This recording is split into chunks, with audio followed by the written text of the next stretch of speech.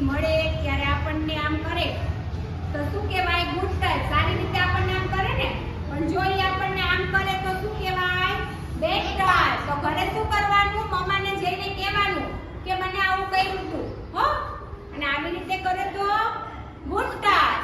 આપણને હક કરે તો ગુડ ટચ. પણ જો આવી રીતે કરે તો શું કહેવાય? Bed touch.